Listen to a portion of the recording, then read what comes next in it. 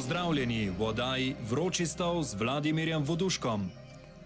Spoštovane gledalke, spoštovani gledalci, dobro večer. Pravzaprav ne vem, kje bi začel ob današnjih aktualnih dogodkih. Jutranja stavka v Gorenju, referendum o proračunu za 2013-2014, nepotrditev gospoda Franca Kanglerja za državnega svetnika in predvsem napovedana vsesplošna ljudska vstaja za 21. december.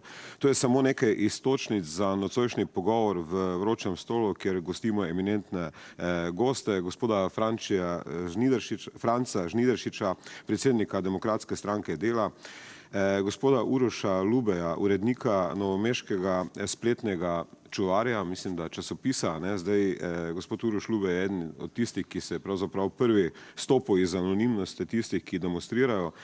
Potem na naši desni gospod Matjaž Hanžek, predsednik stranke TRS, in pa gospod Rajko Pirnat z Pravne fakultete, pravnik. Zdaj, mogoče bi najprej začeli pri današnji nepotrditvi mandata gospoda Franca Kanglerja. Zdaj, glede na to, da se napoveduje ustavna presoja te odločitve državnega sveta, bi gospod Pirnat vprašal, ali so državni svetniki, ki so danes potrjevali mandate, pravzaprav presegli pooblastila, ko so ločili glasovanje o celotni listi državnih svetnikov in pa glasovanje o gospodu Kanglerju.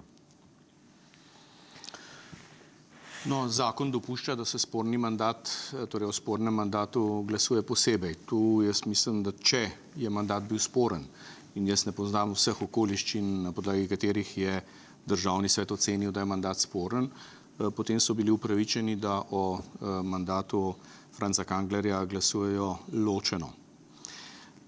Zdaj, kakšni razlogi so vodili državne svetnike, da mandata niso potrdili, ne vem. Gotovo pa je treba tukaj reči, da se upravičeno vzbujajo določeni dvomi v pravilnost izvedbe teh volitev. Kako je namreč sicer mogoče, da je prišlo do takega očitnega in hudega razkoraka med voljo ljudi, ki so končno le zadnji volivci? Vedeti morate, da se državni svet voli posredno. Najprej že tak elektorje voli občinski svet, potem pa še elektorji posredno volijo državnega svetnika.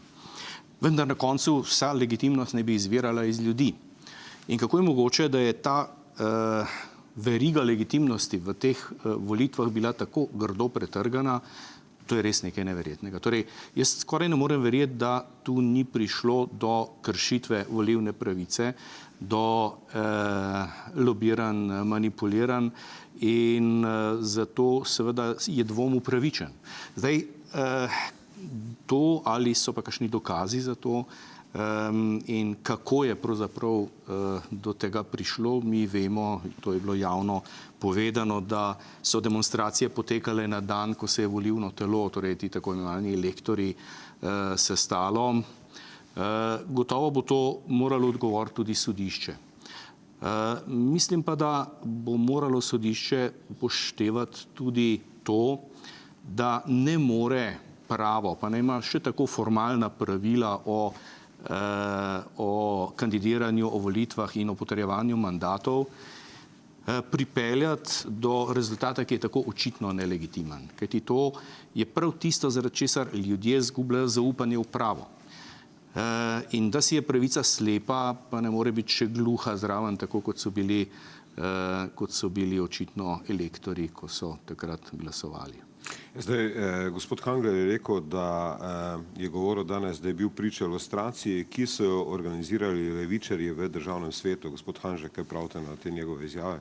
Ja, no, to običajno od samozvanih ali pa resničnih desničarjev vedno pričakujem, da so levičarji krivi.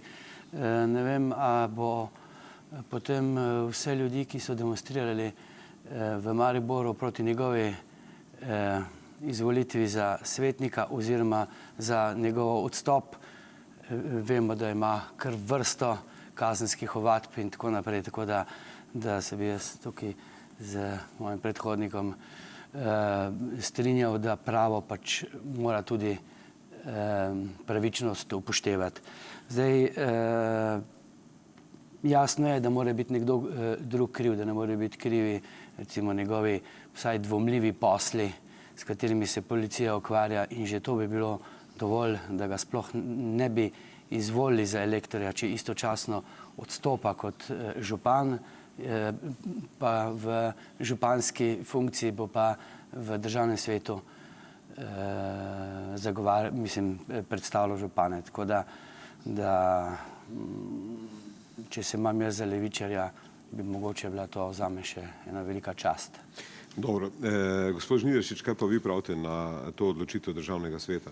Današnjo, v bistvu, ki pač na vsak način je dolgo časa bili v državnem zboru in težko je soditi odločitev državnega sveta, glede na to, da so bile odločitve tajne, da je bilo glasovanje tajno. In tukaj je ta očitek, kdo ne bi bil kriv, zaradi tega izjemno na trhlih nogah. Moram reči naslednje, da so pravzaprav gospoda Kanglerja izvolili tisti, ki so ga potem množično zapuščali, ko je prišlo do demonstracij v Mariboru, in da so mu naredili s tem medvedjo uslugo. Če bi takrat prisluhnili, bi lahko rekel, razpoloženju ljudi, bi bili pri izvolitvi svetnika za tisto okolje previdnejši in bi danes tega zapleta sploh ne bilo. Ali je to zakonito in pravno formalno v redu bilo danes napravljeno, pa ne morem soditi, ker ne poznam vseh okoliščin. Gospod Lube, kaj pa vi pravite? V bistvu, vi ste bili v Mariboru na demonstracijah tudi, ali rekli, mislim, kolikor vem, ste na večjih demonstracijah? Jaz nisem bil v Mariboru na demonstracijah. Mislim, da je to stvar Mariborčanov, da pač izrazijo svojo voljo glede župana. Mogoče glede tega, kaj se bo zgodilo v državnem svetu, jaz se bojim, da sodišče nima druge možnosti, kot da razvelja to odločitev svetnikov. Ne predstavljam si, da bi lahko bilo v tem postopku izvolitve Kanglerja karkoli narobe. Morda, nisem pravnik, ampak mislim, da bi tukaj moralo, državni svet bi moral potrditi Kanglerjev mandat. Je pa mogoče konstruktivno, če probamo rešiti zdaj legitimnost državnega sveta, je po mojem edini način ta, da praktično cel državni svet po mojem odstopi in potem bomo imeli nov postopek izvolitve državnih svetnikov in drugič ne verjamem, da bi Kangler lahko spet prišel v državni svet. To je po mojem edini način, da državni svet dobi legitimnost, ker s Kanglerjem je ne bo imel, po mojem. Jaz bi seveda povabil k sodelovanju gledalke in gledalce, da sodelujejo v naši anketi in sicer pokličejo na 090 3221 in glasujejo o tem, ali se strinjajo z ocenami, da so demonstracije, ki se dogajajo pravzaprav že skoraj mesec dni pri nas organizirane strani levice, kar je bilo več očitkov v javnosti. Je pa seveda možno, da gledalke in gledalci pokličejo tudi v studio in postavijo vprašanje našim gostom. Ampak zdaj, gospod Pirnat, če vas vprašam, zdi se, kot da je kaos v državi, v bistvu popoln, v bistvu. Danes je bil vložen tudi referendum, oziroma podpisi so bili vloženi na proračun, ki je bil sprejet za 2013-2014, to so ga sindikati dali. Zahtevajo se odstopi celotne politične garniture. Zdaj, ne vem, mislim, občutek je, kot da je pravzaprav konec neke pravne države, v bistvu, oziroma nekega sistema pravnega. No, vendarle kaos ne bi to imenoval. Zdaj, poglejte, referendum jaz sicer se ne strinjam z ustavno ureditvijo referenduma, ker se mi zdi, da je preširoka, vendar uporabljati pravico, ki jo zagotavlja ustava, ne moramo imenovati kaos. Tudi uporabljena je bila na pravno urejen način, tako kot to zahteva zakon o referendumu o ljudski iniciativi. Tako da mislim, da mogoče ste se napačno izrazili, ali pa razpad sistema v bistvu temu. Tudi to ne bi mogel reči. Poglejte, zdaj državni zbor ima seveda možnost vložiti zahtevo za presojo, ali je referendumsko vprašanje Ja, to bo ustavno skladno. prav tako na ustavnem sodišču, ne, izgleda. Jaz osebno mislim, da imajo tudi celo nekaj dobrih argumentov za to, da bi odločitev uveljavitve ali neuveljavitev tega zakona pripeljala lahko do neustavnih posledic. In tako moramo vendarle verjeti, da bodo ti mehanizmi, ki jih imamo za reševanje teh nasprotij, delovali. Tako da ne, torej samo vlaganje referendumov kljub vsemu jaz ne bi imenoval kaos. Daleč od tega. Stvar je urejena in pač bodo... Jaz upam seveda, da bo ustavno sodišče uspelo dovolj hitro odločati. Tu je določen problem, ker je časa na razpolago res zelo malo. Ampak morate vedeti, da tudi za primer, da ni sprejet proračun, obstoji rešitev. Podvanestina, mislim. Tako imenovano začasno financiranje, ki ga predvideva ustava. Je nekaj problemov z drugim, recimo največji problem pravzaprav bo financiranje RTV-ja, ker tam se bojim, da ni rezervne variante. To pa samo zato, ker je stvar neumno urejena, tako da je prispevek urejen v zakonu o izvrševanju proračuna, ne pa v zakonu, ki ureja RTV, ampak dobro, to tako je. Ampak da, samo zaradi tega jaz ne bi imenoval kaos situacije. Dobro, ampak zdaj, če gremo bolj na konkretne zadeve, gospod Hanžek, zdaj nekateri vaši člani so podpisali v bistvu eno peticijo oziroma nek poziv pred ljudsko vstajo 21. decembra, da naj se pač izvoli nek svet modrih, ki naj bi prevzel oblast v državi. No, moram reči, da to niso več naši člani. Zelo na trdo smo se razšli z njimi, ravno zaradi tega, ker stranka TRS ne zagovarja tega, kar so napisali. Nasprotno, celo mislimo, da je ne samo infantilno, ampak škodljivo vsem gibanjem, ki se zdaj dogajajo, neetično, ker so podpisali nekatere ljudi, ki jih niso niti vprašali, tako da se mi ostro ogrevujemo stranka TRS od tega. To se pravi, gospa Vesna Vilar pa gospod Robert Vilar, ki naj bi bila v bistvu avtorja tega članka, nista več vaša člana? Ne, ravno zaradi tega, ali pa eno uro preden sta to dala ven, sta iz stranke izstopila in imeli smo 3 dni hude konflikte zaradi tega, ker se to se zdaj spravlja na našo stranko, take new age-ovske ali pa dobesedno škodljive, nacionalistične izlive stranka TRS ne podpira in se ostro ogrejujem in seveda tudi upravičujem vsem tistim, čeprav stranka TRS nič ni kriva, ki sta jih navedla kot možne člane tega sveta modrih, ali kako se reče. To se pravi, ja, gospa Spomenka Hribar, France Bučar, Manca Košir oziroma... Za vse ne vem, a so vprašali, ampak za nekatere zelo dobro vem, da jih niso vprašali, ker so tudi pri nas v stranki TRS protestirali, ker so mislili, da smo mi naredili, zdaj smo s tistimi uredili, tako da tako neetično delovanje nekaterih bivših članov TRS-a odločno obsojamo. Ampak kako pa vi potem vidite, v bistvu, kakšni so cilji te vstaje, vse slovenske vstaje 21. decembra, recimo?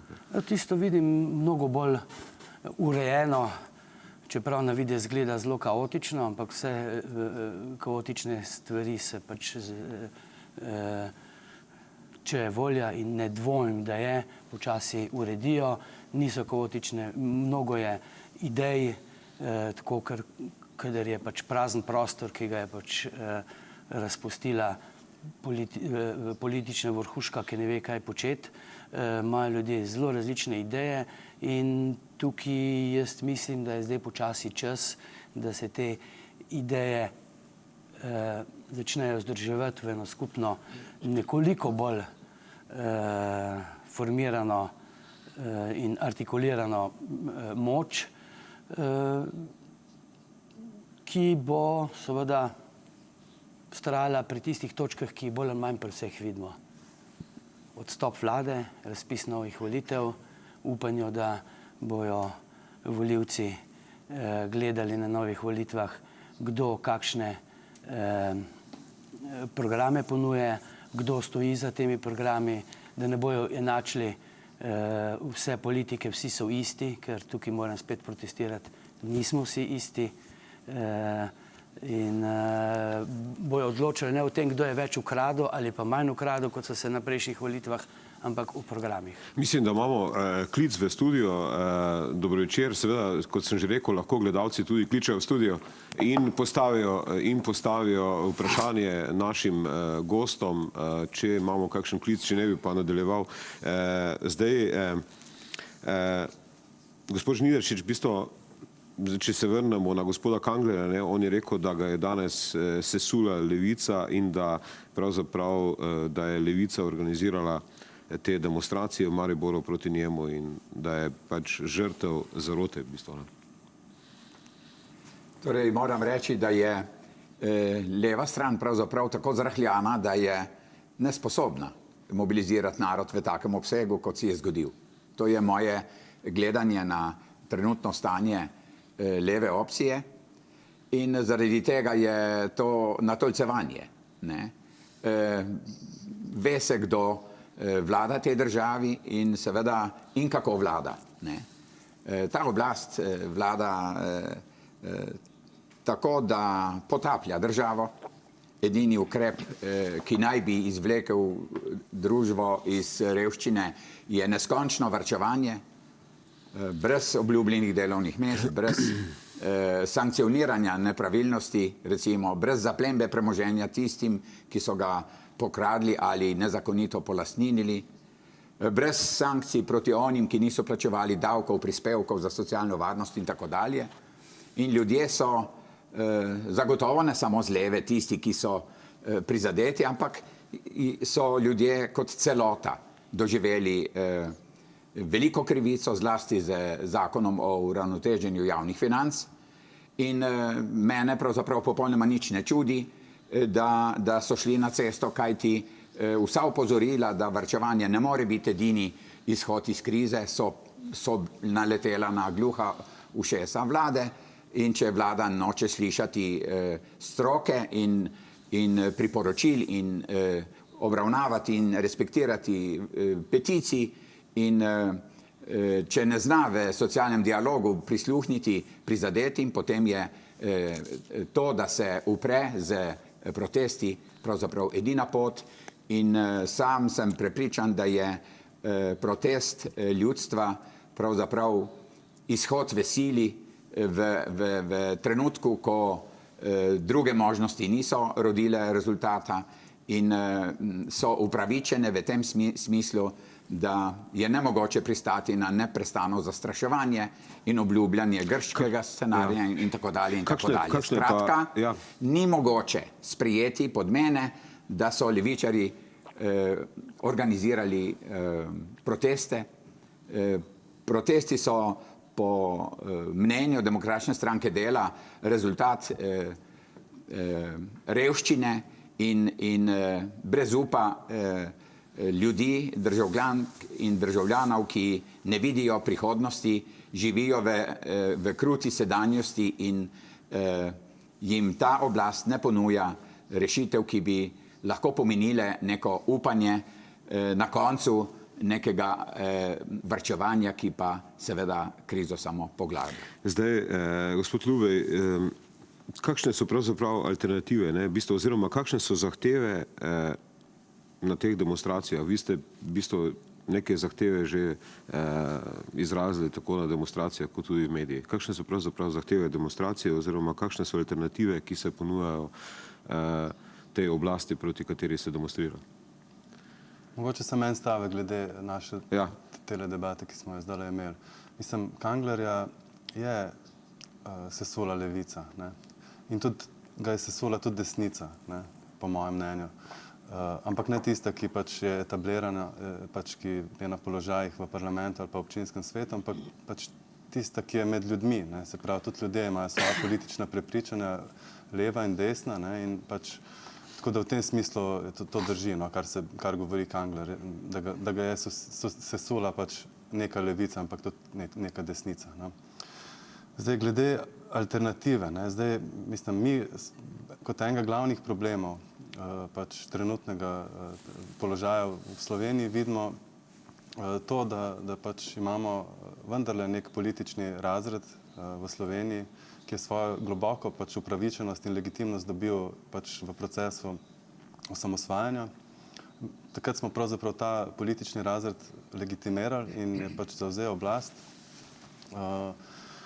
Mislim, da nekaj let nazaj je pa to zaupanje začelo drastično padati. Ne? In zdaj smo imeli zdaj imamo drugo vlado, ki praktično... To se pravi, gre za neko nezaupnico celotne politični garnituri, ki je vladala v zadnjih 20 let. Ja, jaz mislim, da se to pravzaprav dogaja, no, zdaj v Sloveniji. Ne? Jaz mislim, če dovolite, sam mislim, da imamo režija, imamo klic v studio. Dobro večer.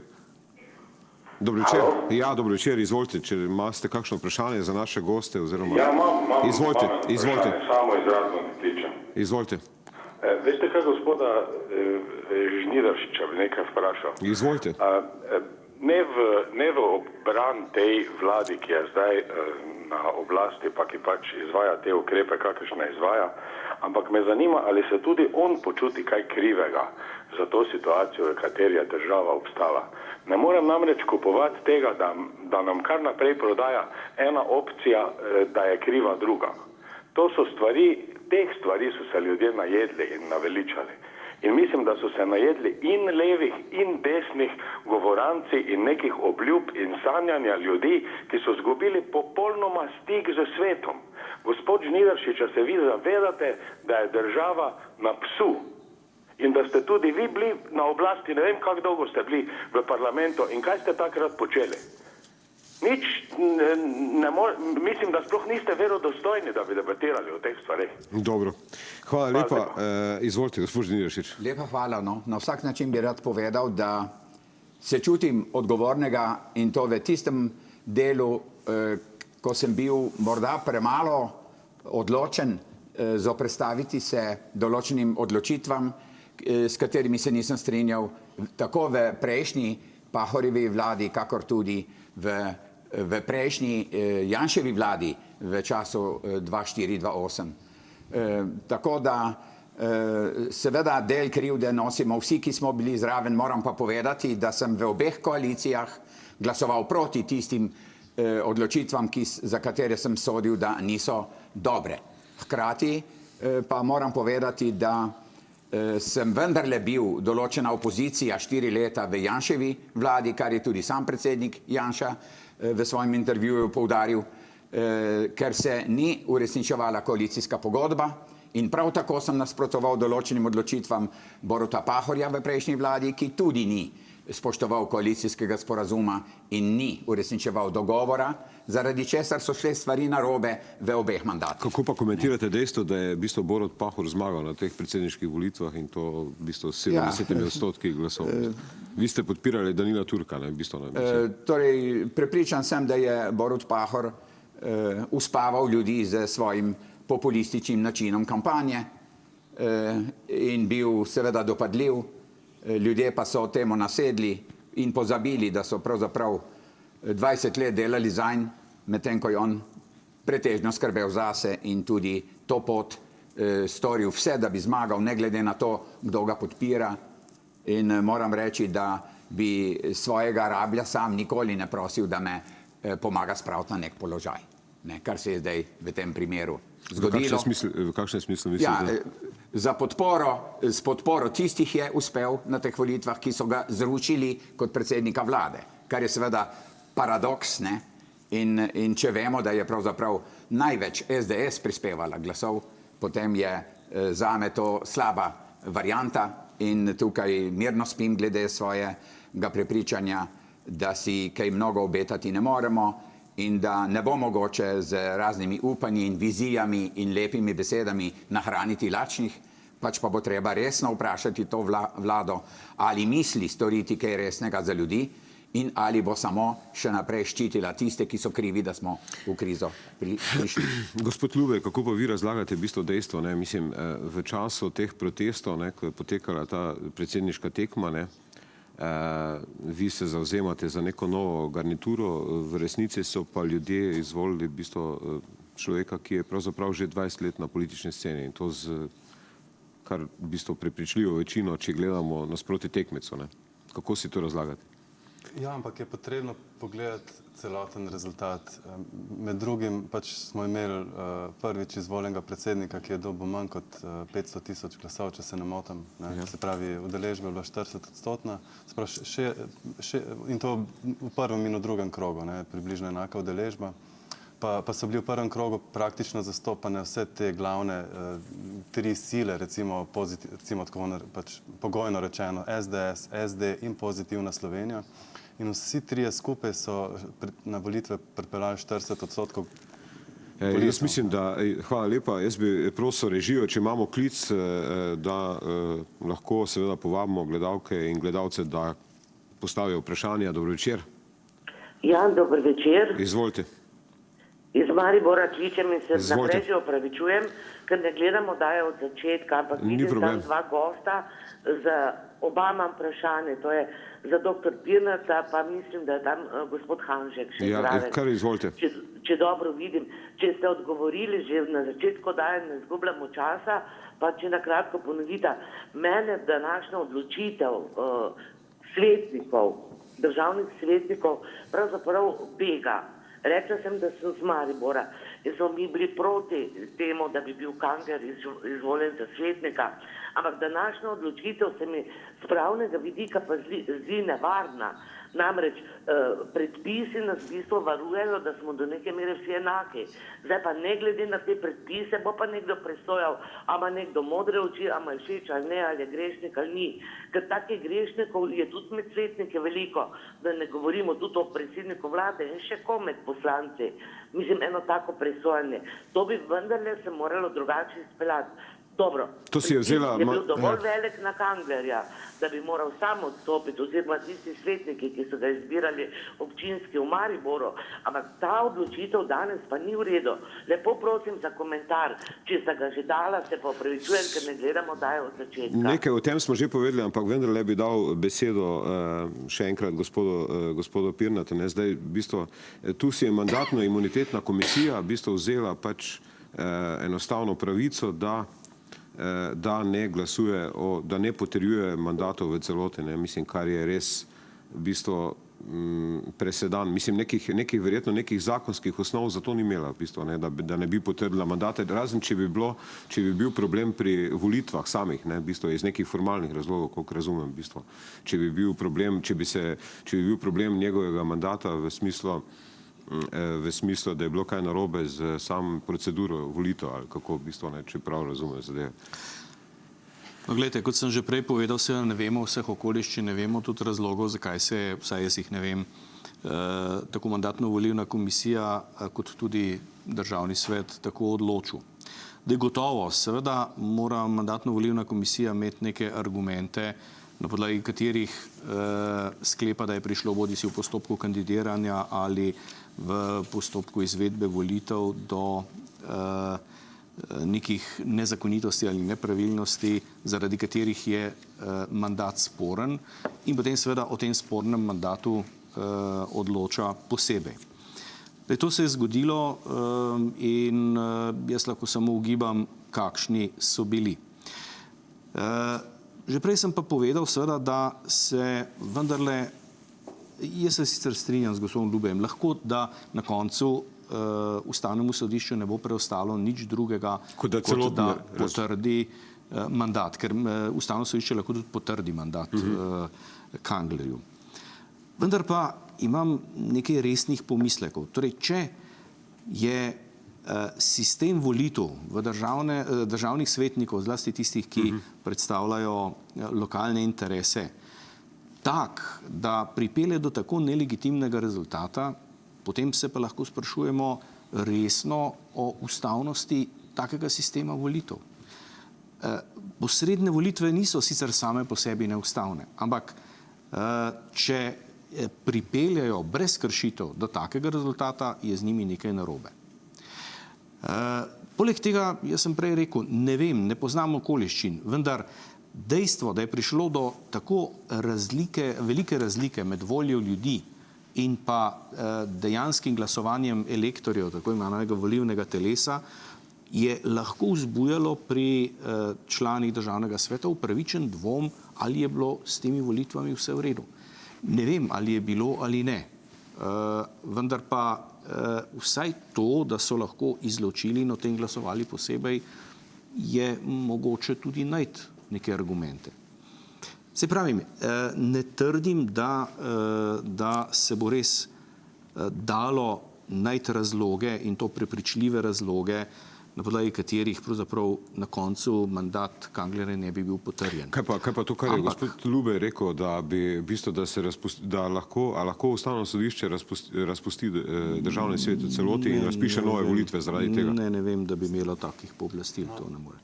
Nisem tega rekel, če lahko. Jaz sem sam predlagal, da pač državni svetniki vsi odstopijo in bo problem pač rešen, pa bomo imeli nov postopek, ki bo legalen in legitimen, pa bo stvar rešena.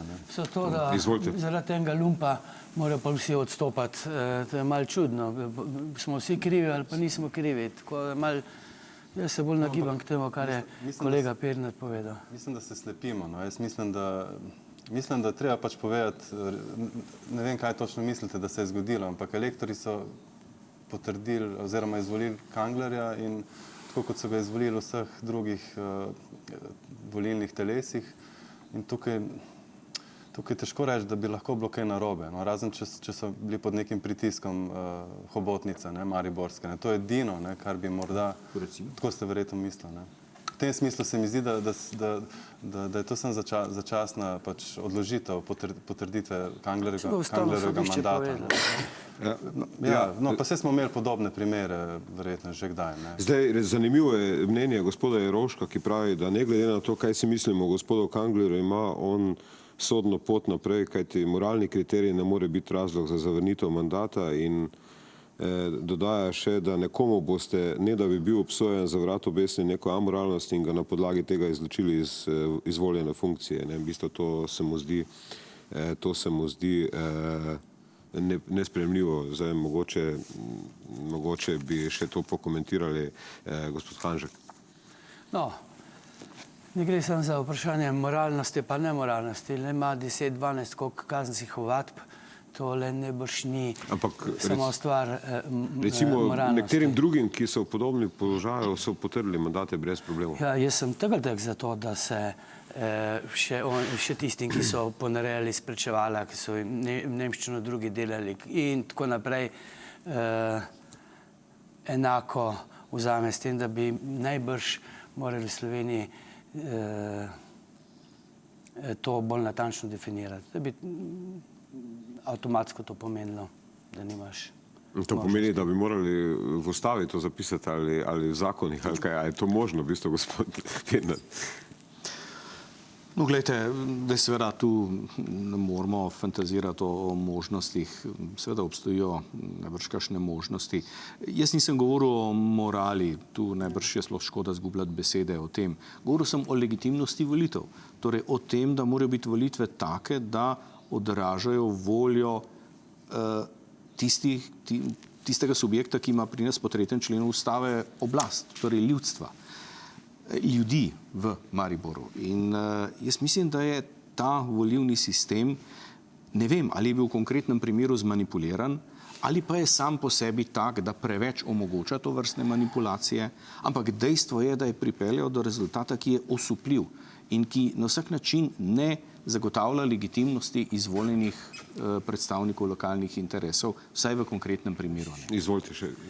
Spet to, kar se že nekajkrat na različnih televizijah ponovno ponovil. Vsak uslužbenec ali vsak človek, ki prosi službo v državni upravi od snažilke naprej, mora prinesti potrdilo, da ni bil kaznovan, da ni v sodnem postopku. Funkcionarjem pa to ne. Že ta vprašanje diskriminacije je problematično. Če bi vsaj naredili vzporednico med odgovornostjo funkcionarjev in odgovornostjo zadnje snažilke v državni upravi, bi nekaj naredili. Tukaj je vprašanje legitimnosti. Treba je vedeti, da je tu neka pravna posebnost, kdaj nastopijo pravne posledice uvedbe kazenskega postopka. To ni že vsaka tako imenovana preiskava o predkazenskem postopku. Zdaj, Tisto, kar je bolj verjetno sporno v primeru Kanglerja, je, da je protikorupcijska komisija ugotovila, da je ne samo storil neko dejanje korupcije. To se je mnogokrat dogajalo in tudi funkcionarji so odstopali zaradi tega, kar je v redu. Protikorupcijska komisija je ugotovila, da je on sistematično uporabljal svojo funkcijo za korupcijo. To je pa resen očitek. In mimo takega resnega učinka pravzaprav očitka res ne moremo. Dobro. Jaz bi predlagal, da pogledamo oglase, pa nadaljujemo takoj po oglasi. Seveda vabim gledalke in gledalce, da sodelujejo v naši anketi in odločajo o tem, oziroma se izjasnijo o tem, o nekaterih ocenah, da celotne proteste oziroma demonstracije, da stoji za tem Levica, in pa pokličejo v studio ter seveda postavijo vprašanja našim gostom.